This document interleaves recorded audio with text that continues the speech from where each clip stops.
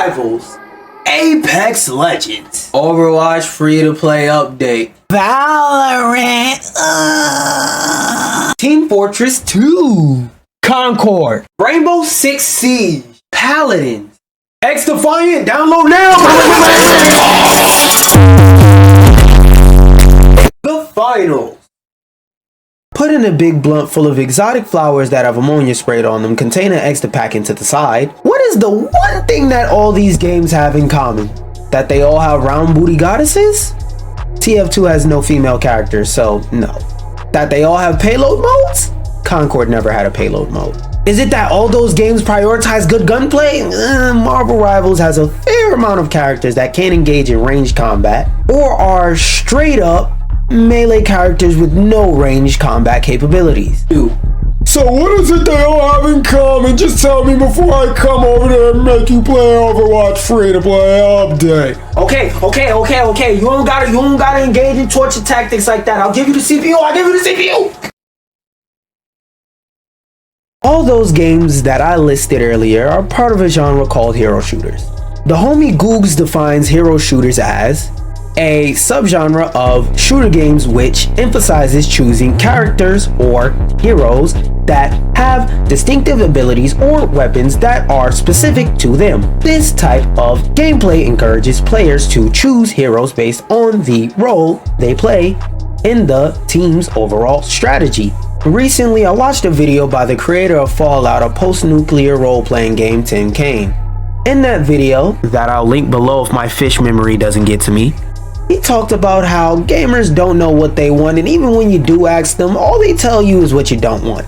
Then, after telling you what they don't want, you release something that everybody said they wanted and it fails, or you release something that nobody said they wanted and it succeeds. Meaning, even if they do give you an answer, that doesn't necessarily mean that what they're saying is law for everybody, or even that they're saying the truth at all.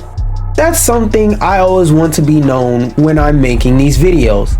I'm just a nigga on the internet giving his opinion on shit in his spare time, you feel me? This time, I'm giving my opinion on how the hero shooter genre can be improved. There are a lot of companies looking at the live service genre with dollar signs in their eyes like a Looney Tune character, and some of the games they release will inevitably fail or succeed.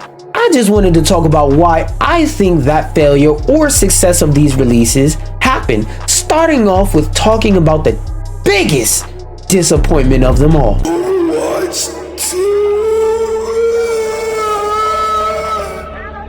Overwatch 2 was once an amazing game that released in 2016, simply just named Overwatch.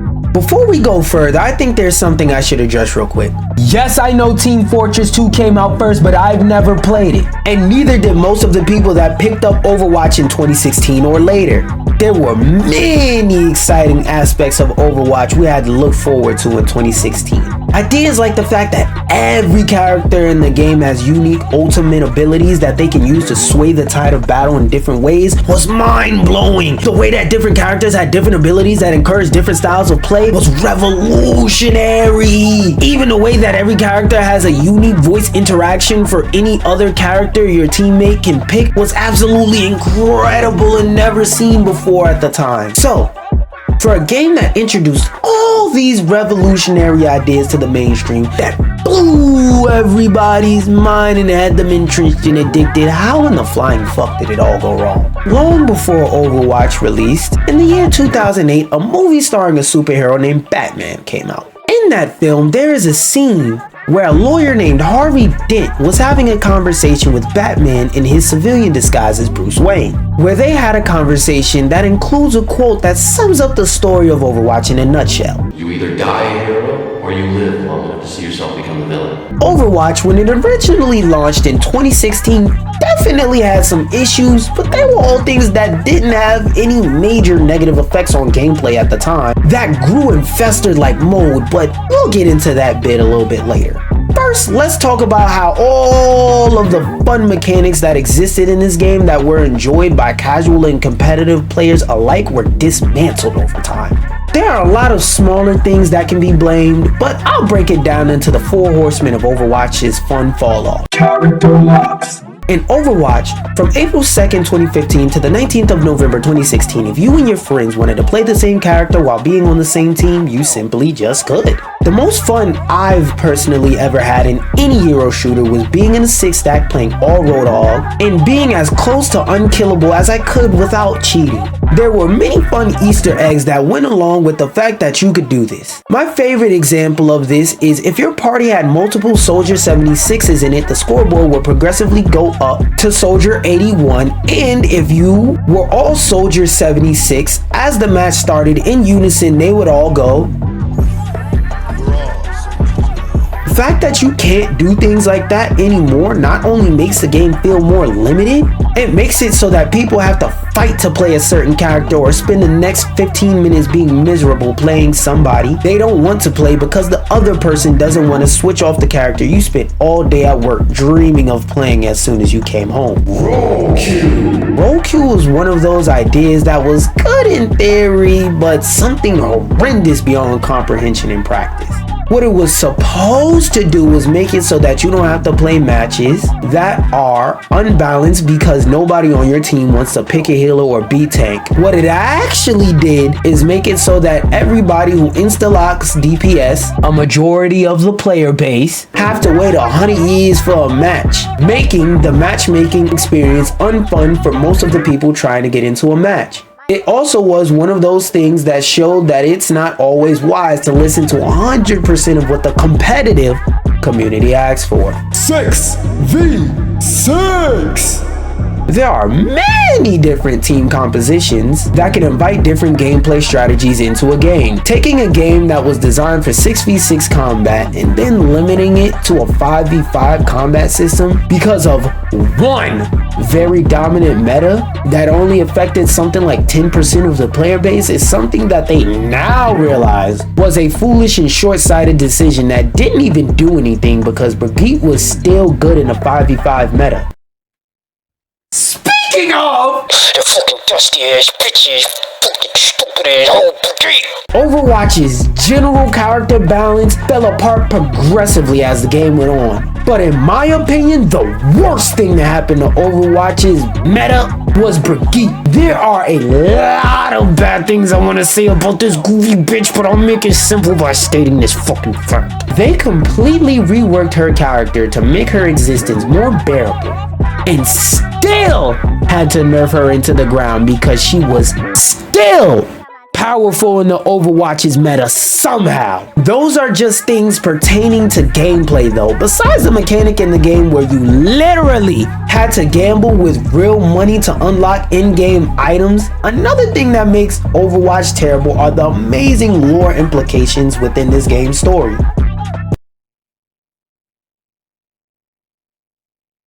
I'm going to continue to tell you as much about that as the devs are continuing to tell us about it. AKA, let's talk about gambling! Concord did not die, it was killed. Oh my god, I'm so fucking tired. Bring back Concord!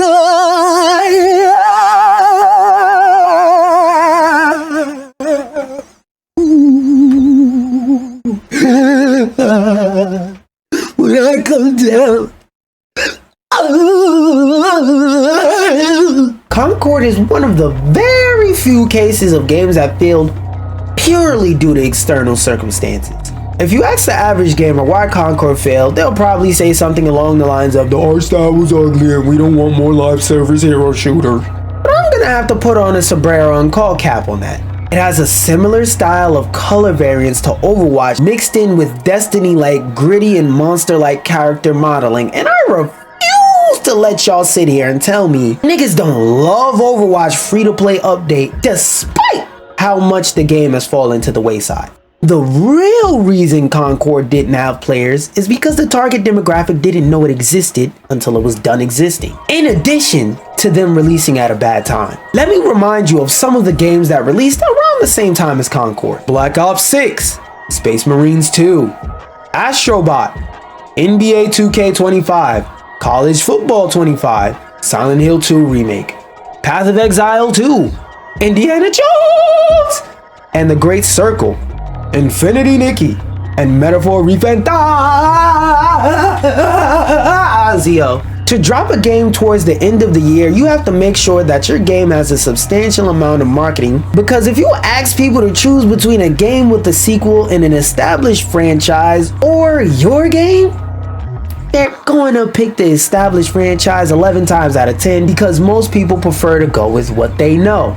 Another reason why is their lack of marketing. It was part of their downfall is because there's a group of weird ass racist, sexist, gayist people on the internet that use video games as a vehicle for their exclusionary ideals that latched onto this game, that are part of a movement that they call the basic ideology that these no ass washing, ashy knees when they take a shower motherfuckers go by is that games shouldn't have forced diversity. And if diversity is forced into a game, it will fail. What they really mean though is any game that features people who are not white males and the white women they love to sexualize is a game they hate. Concord fit that bill exactly. Not only did this game feature a diverse cast of characters coming from different backgrounds, the main character in the promotional material, Vale, who resembles a real-life black woman. Them having no marketing allowed a narrative to be built around this game that had nothing to do with the actual game. In terms of gameplay, the only problem I really had with it is that I didn't personally prefer the slower, more methodical combat. There are plenty of games that are slower tactical shooters, such as Destiny, Valorant, and Arma, that have large player bases. As I said though, that one's really just a preference thing. The main takeaway I want y'all to understand about this game is it could have been a pretty cool AA game, but Sony sent it out to the front of the battlefield with no armor or weapons to die. A lot of people would have you believe that because this wasn't a colorful free-to-play Fortnite clone that nobody wanted to play it, but that couldn't be further from the truth. This game had a lot to offer and just decided to offer it at the wrong time to the wrong audience. There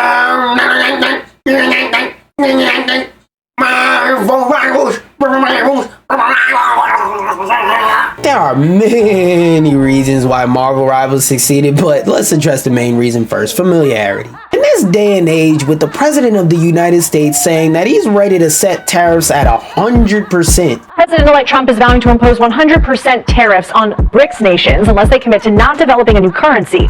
Trump made the declaration in a Truth Social post Saturday saying, quote, "There's no chance that the BRICS will replace the US dollar in international trade, and any country that tries should wave goodbye to America." The price of games are going to go up. Just to clarify, the price of digital games are going to go up too, because corporations will use anything as an excuse to up the price. You may be sitting there a wee bit confused going, why the fuck does this matter? Well, it's important to keep this in mind when talking about Marvel Rivals for two reasons.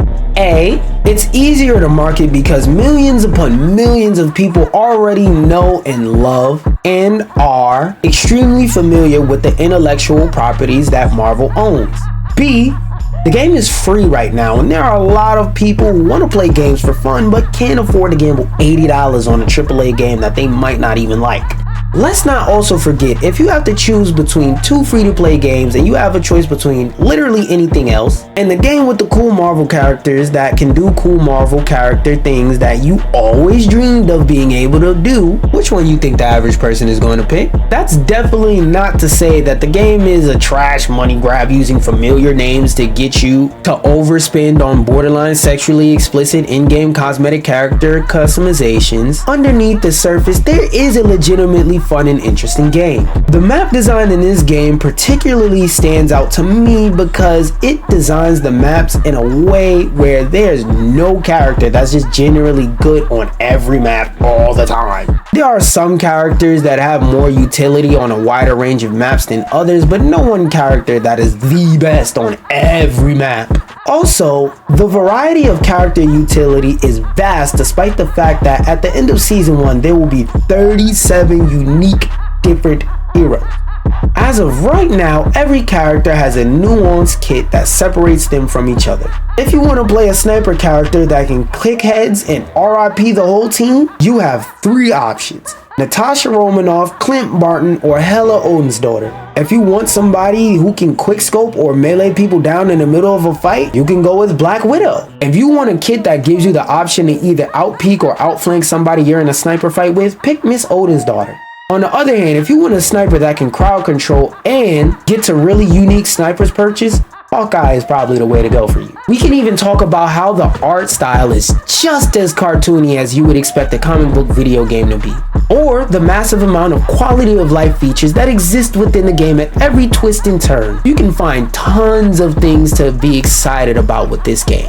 Just because this game has a bunch of upsides though, I don't want to digitally slide their beef into my back and pretend this game has no flaws at all whatsoever. In my personal opinion, this game's two biggest flaws are its ranked mode in general and PC optimization. I'll start off by talking about the PC optimization because that one takes but a second to explain. Here's the level of optimization in Marvel Rivals.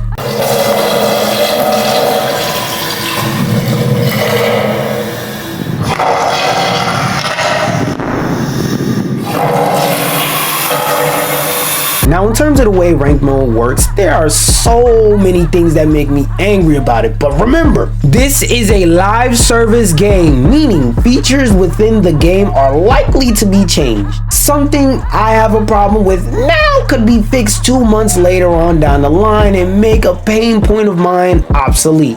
At this moment though, bro, I'm not gonna lie, ranked is ELO hell everywhere you go. The way that ranked mode works is in this game, everybody starts off at bronze 3 and you work your way up through 3 tiers of bronze to get the silver, 3 tiers of silver to get the gold, platinum, so on and so forth. I honestly hate this system with a burning passion.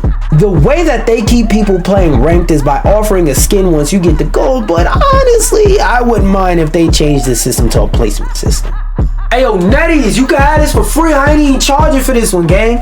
But I mean, if you do want to pay for it, I ain't complaining. Only requiring people to get to level 10 is not good enough. There are way too many people in ranked costing people games because of their stubbornness to switch off a character that they're ass with because it's the only one that let you play. Now, what I want is for the rule to be if you pick DPS in ranked and you have a negative ratio 2 games in a row, you just get locked off of DPS, period. But I know the developers would never do some crazy shit like that. Instead, a more player-friendly solution would be to require a player to have 1 hour played on 2 characters from each category before being allowed into ranked mode. This means that they must have played at least 1 hour of 2 strategists, 2 vanguards, and 2 duelists. I feel like most people don't switch off their character because they've never been encouraged to try anyone else and they see their favorite character who is most likely a duelist, so that's who they go with and they just never fucking switch, especially them goddamn mooners. This is usually the part where people would say they were sorry for their language, but I'm not. I feel like most people don't switch off their character because they've never been encouraged to try anyone else and they see their favorite character, who again is most likely a duelist, so that's who they go with. Doing it this way would encourage more people to try out more characters that they otherwise would have no idea they like. There's a lot of people out there who would enjoy playing as a tank, but because nothing forced them to do so, they never will and they never will find out. Another thing that I think should be implemented that would do a great deal of help in ranked is whenever somebody leaves a match, the whole ranked match should be canceled and everybody in the game shouldn't have their ELO penalized except the person who disconnected. It doesn't have to happen as soon as the disconnect occurs. You can give them about 60 to 90 seconds to reconnect, or you could be more generous if they're in a 6 stack or 5 stack. But after that, wrap it up! It's not fair to force 5 people to play a 6v6 game without a 6th person. The last suggestion I got for how to improve rank is placement matches. Now, I'm not saying placement matches should apply to everybody because you know them upper rank grandmaster niggas gonna start crying. What I'm saying is the way y'all could do it is by making it so that only the people who have D-ranked below gold or who haven't played ranked yet for this season that are below gold have a placement match that puts them between silver 2 and bronze 2. This will make it so that the rank climb to get that gold skin isn't freezy, but so that higher skilled players can get rewarded by being put in their proper rank. This will make it so that the rank climb to get the gold skin isn't freezy, but so that higher skilled players can get to their proper rank faster in a more reasonable amount of time without having to be bogged down by lower skilled players as often. Something else that also often happens is me recommending you go back and watch my previous video at the end of my current video. I'm going to continue that trend by asking you to go watch my video essay where I talked about the best games to come out of 2024, or the video where I made a tier list of what I think the best games of 2025 are going to be.